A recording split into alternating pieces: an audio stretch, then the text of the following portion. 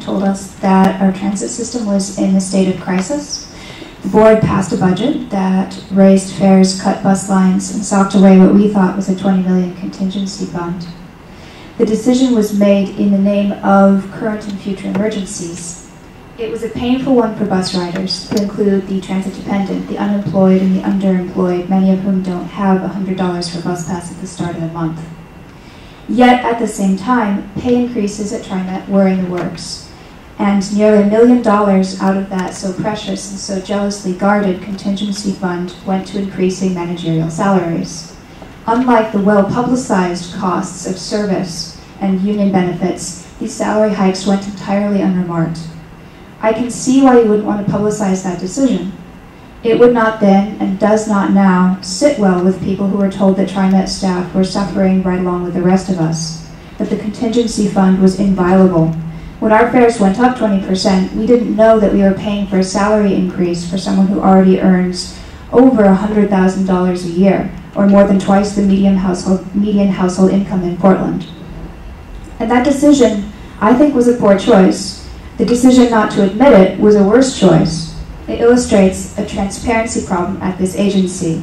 And you've hashed out, what might be an ongoing discussion about what exactly the information is that we need to see. But overall, I want to say that TriMet has no particular need for professional secrecy. It's a public agency whose stakeholders are transit riders and the taxpayers who subsidize operations. And yet the critical numbers that determine our level of service and the price that we pay and the choices that we're presented with are opaque. When TriMet makes its calculations, the results are delivered either in an oversimplified document for public consumption or in 300 inaccessible pages.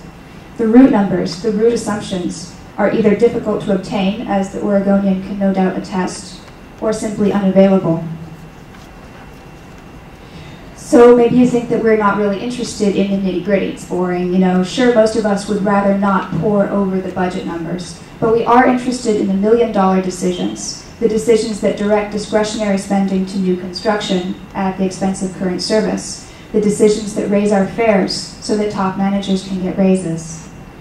And what exactly do you imagine the agency risks by making this information public?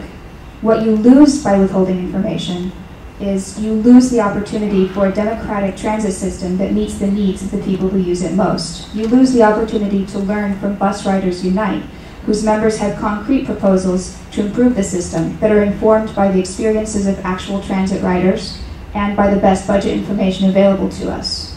You lose the opportunity to acknowledge, correct, and learn from your mistakes. This board has the power to solve the transparency problem. You're responsible for TriMet's governance and can serve as much more than rubber stamp for its decisions, and I think you should require more of it. Thank you.